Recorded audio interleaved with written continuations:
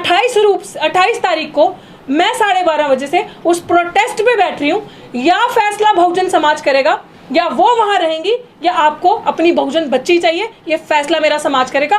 साथ देना होगा, देखना होगा जीवित तो आ जाइएगा, अगर फोटो में देखना होगा तो वो आप बता दीजिएगा, क्योंकि हमारा समाज ना 13वीं पे आता है।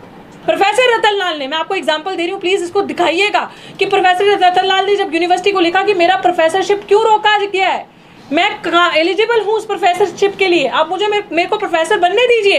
तो यूनिवर्सिटी आगे से रिप्लाई करती है रतनलाल सर को कि आपको इसलिए नहीं हम कर रहे प्रमोट क्योंकि आपके ऊपर FIR है और आपका केस पेंडिंग है।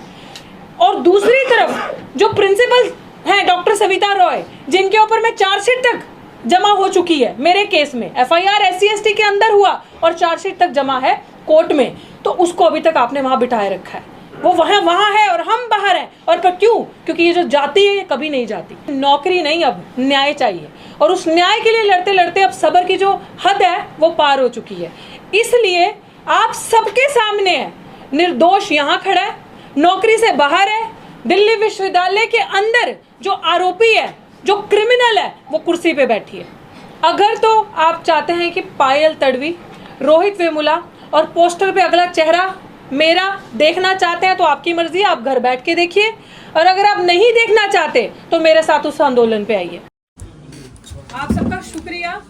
मैं आप मीडिया कर्मी, जितने भी यहाँ मीडिया पर्सन्स आए हैं, मैं आप सबको ये चीज कहना चाहती हूँ, क्योंकि आपके माध्यम से जो भी दर्शक ये चीज देख रहे हो, आप मेरे को आज यहाँ देख लीजिए।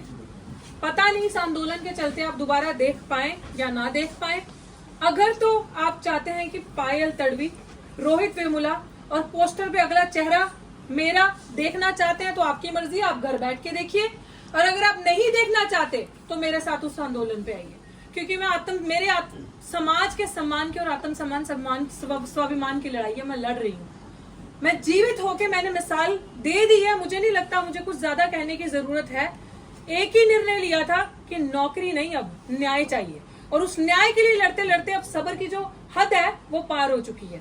इसलिए आप सबके सामने है, निर्दोष यहाँ खड़ा है, नौकरी से बाहर है, दिल्ली विश्वविद्यालय के अंदर जो आरोपी है, जो क्रिमिनल है, वो कुर्सी पे बैठी है, आपके सामने है। तो ये दो किस्म की प्रक्रियाएं जो दिल्ली यूनिवर्सिटी से हो रही हैं।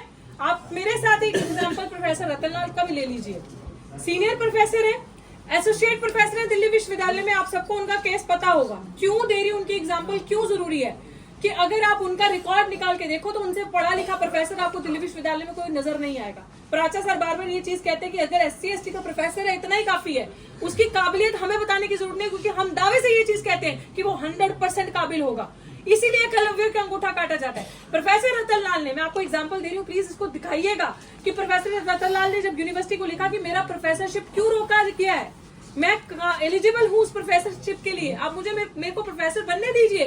तो यूनिवर्सिटी आगे से रिप्लाई करती है रतनलाल सर को कि आपको इसलिए नहीं हम कर रहे प्रमोट क्योंकि आपके ऊपर FIR है और आपका केस पेंडिंग है।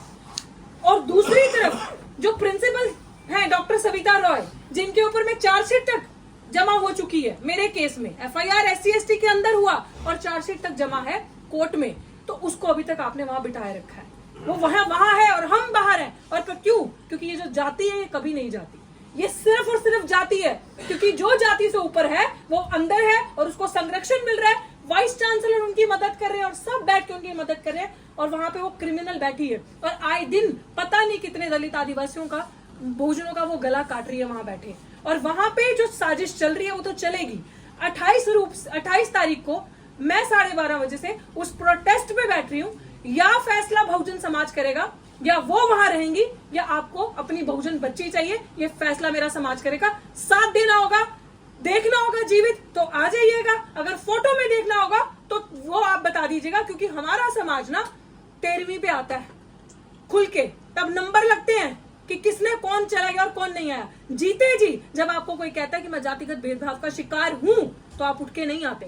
तो अब मैं भी देखूंगी बड़ा बड़ा भाषण देने वाले, बड़े बड़े नंबर लगाने वाले, कितने मेरे समाज के नेता आकर असल में मेरा साथ देते हैं। ये मेरी आप सबसे अपील है। अभी भी मैं हाथ जोड़कर अपील करूं कि अपनी बच्ची का साथ दो, अपने बच्चों का भविष्य बचाओ। शुक्रिया।